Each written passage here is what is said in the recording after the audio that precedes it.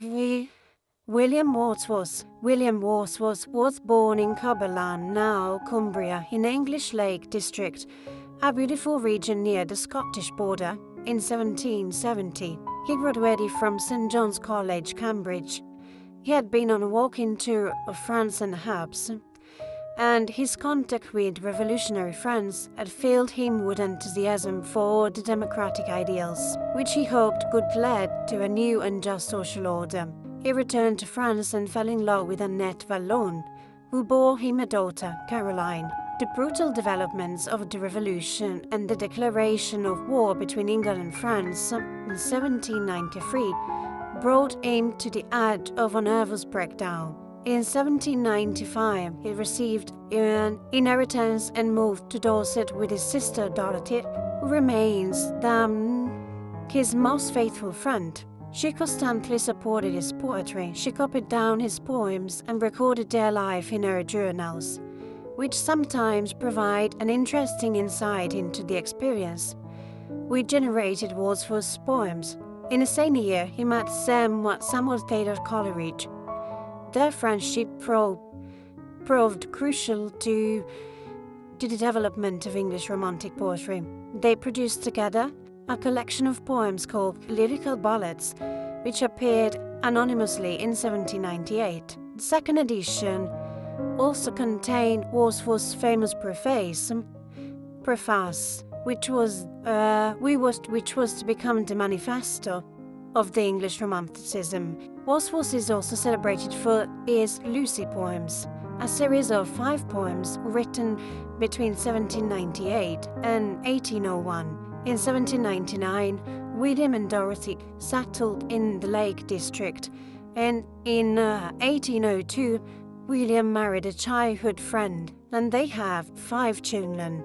In following years, Wordsworth wrote some of his best poems, which were published into 2 volumes in 1807. In 1805, he finished his masterpiece, The Prelude, a long autobiographical poem in 14 books, subtitled Growth of a Poet's Mind, which was published only after his death. His reputation as a poet grew steadily, and in 1843, he was made poet laureate.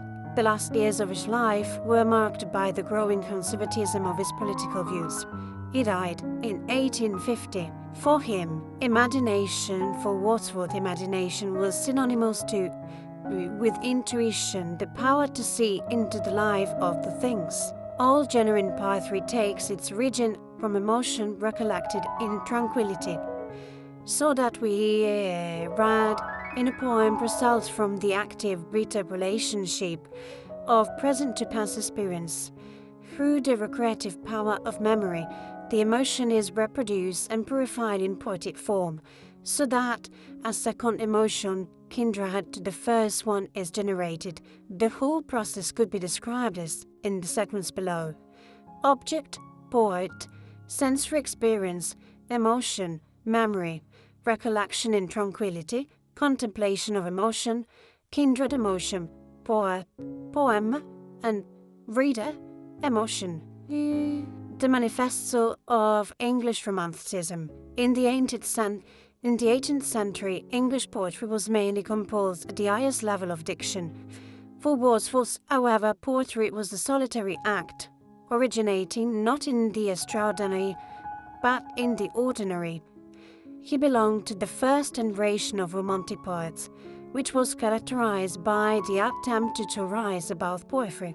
While planning the lyrical ballads with Coleridge, they decided that he would deal with man, nature, and everyday things, trying to make them interesting for the reader, while Coleridge should write about the supernatural and mystery, making them seem real.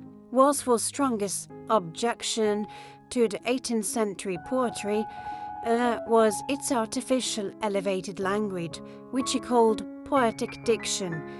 In his preface, he explained that the subject matter should deal with everyday situation or incidents and with ordinary people.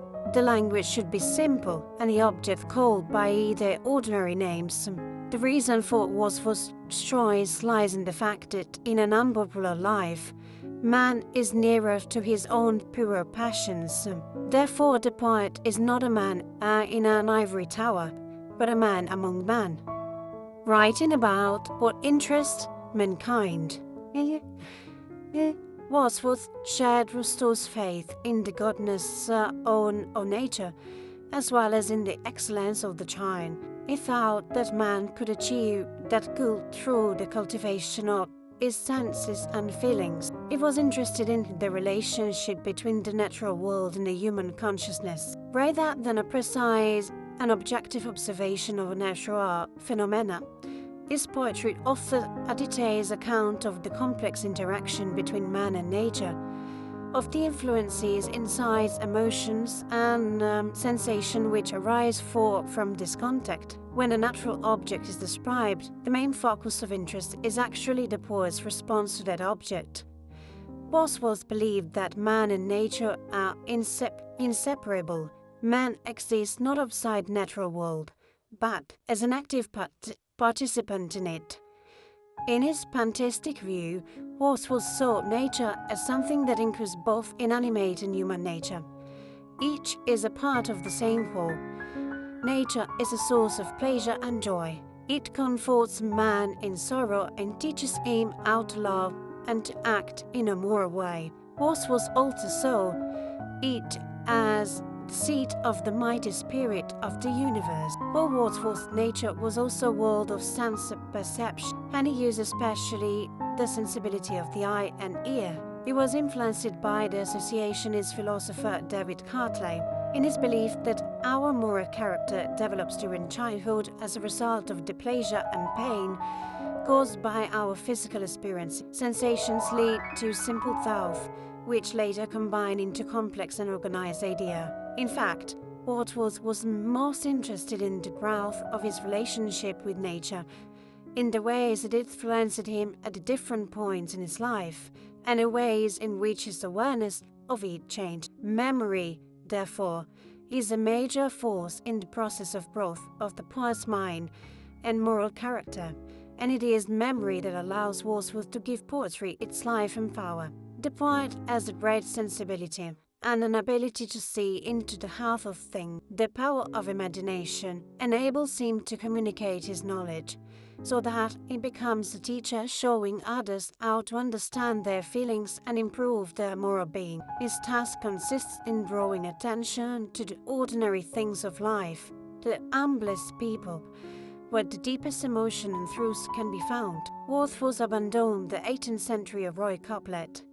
He almost always used blank verse, though he proved skillful at several verse forms, such as sonnets, odes, ballads, and lyrics, with short lines and simple rhymes. One of his most famous poems is Daffodils, or I Wander Lonely as a Cloud. And this poem, the poet recalls the experience of a war he went for with his sister Dorothy near their home in the Lake District. It is one of the Wordsworth's most famous poems, in which he vividly conveys his love for nature.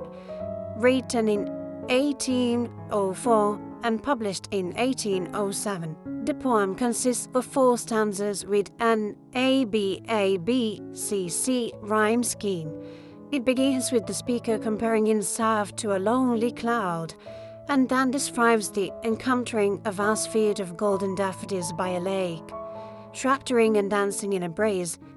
The speaker is struck by their beauty, comparing them to stars, and nothing how their joyful dance surpasses the waves.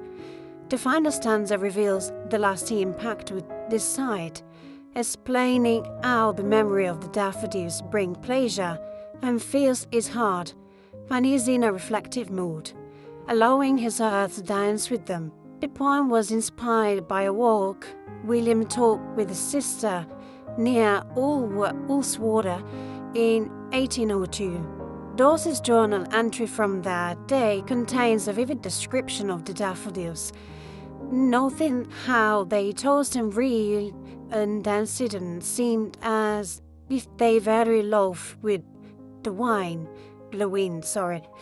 William later adopted her prose in his poem. Key themes are No emotion recollected in tranquility, and so the poem illustrates how recalling powerful emotion or sensory experiences in a calm stage can bring joy, unity with nature. So the poems blurs the lines between human and natural elements, such as comparing the speaker to a cloud and the flowers to a stars and dancers. The consistent A-B-C-C rhyme scheme and four stanza structure create a rhythmic quality that complements the theme of dancing doubtful the awesome.